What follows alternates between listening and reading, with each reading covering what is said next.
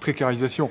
J'utilise pas beaucoup le terme en fait, parce que ce qui me gêne dans le terme précarisation, c'est que on fait comme si on avait déjà établi une sorte de conclusion sur l'évolution temporelle, historique des formes d'emploi. On va en fait observer qu'il y avait des moments historiques pas si éloignés que ça, où la situation était bien pire qu'aujourd'hui. On peut remonter à même pas un siècle pour le savoir, donc ça c'est la première chose. Et la deuxième chose, c'est que la précarisation, ça suppose qu'il y ait une sorte de processus uniforme, général, alors qu'on voit très bien que s'il y a précarisation, ça concerne seulement certaines catégories de main-d'œuvre, et en général, bien entendu, les moins qualifiés, les moins diplômés, celles qui sont les plus vulnérables, les moins employables sur le marché du travail.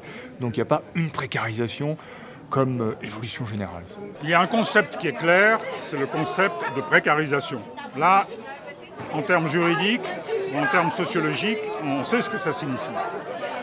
Alors que le concept de flexibilisation, je crois, volontairement est un concept flou, qui peut aller d'une simple légitimation de la précarisation, ça c'est la version néolibérale de la flexibilité, c'est un terme apparemment technique qui sert à légitimer la précarité, mais à l'opposé qui peut désigner la flexibilité productive, c'est-à-dire le fait que les travailleurs acquièrent des compétences, des qualifications tout au long de la vie pour être capables de faire face aux changements des techniques, aux changements des formes d'organisation et pour avoir des trajectoires professionnelles de progrès.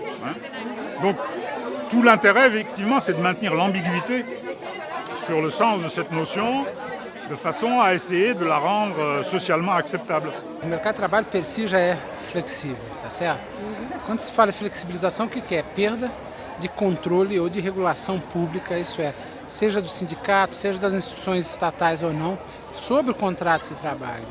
Isso é, quando se fala de flexibilidade, é a reconquista, assim, das empresas em poderem definir o contrato de trabalho segundo suas necessidades. Esse é o conceito básico de flexibilidade.